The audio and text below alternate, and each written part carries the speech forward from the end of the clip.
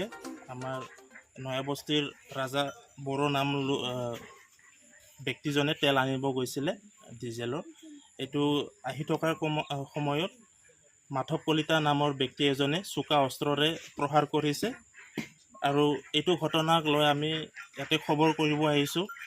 আমি কঠোৰ ভাষাৰে এই ঘটনাটো নিন্দা কৰিছোঁ আৰু আমি পুলিচ আৰু প্ৰশাসনক বিনতি কৰিছোঁ যে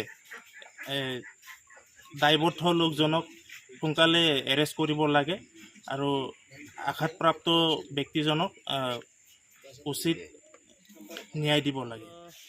7 তাৰিখে হৈছে, তো আমি তাৰমানে ডিজেল শেষ হোৱাৰ কাৰণে ডিজেল আনিবলৈ গৈছোঁ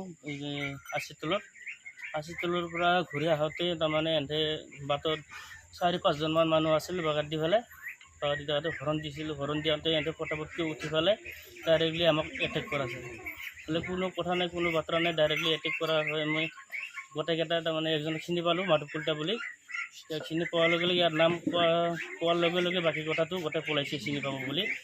তাৰপিছত আমাৰ লগৰীয়াকেইটা যিটো কোলালী আছিল প্লাছ আমাৰ দাদা আছিল, দাদা থাকিলে এহেঁতে তাৰমানে মোৰ আঘাতটো বেছিকৈ চিৰিয়াছ বুলি ভাবি পেলাই মোক টানি লৈ আহিছে।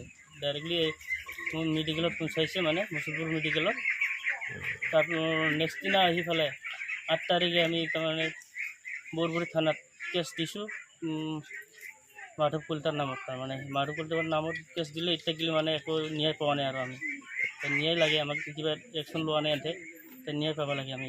নাই নাই, সেনেকুৱা নহয়, সেনেকুৱা একোৱেই নাই। মানে আমি তেনেকুৱা কাজিয়া ভেজাল কৰা আজিকালি ৰেকৰ্ডো নাই কাৰোৰ লগত আৰু কৰি পোৱাও নাই।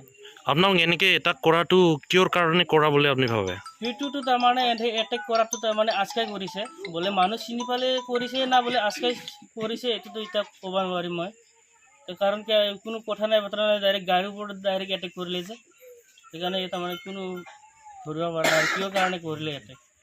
এতিয়া আমাক সেইটোৱে ন্যায় লাগে আৰু।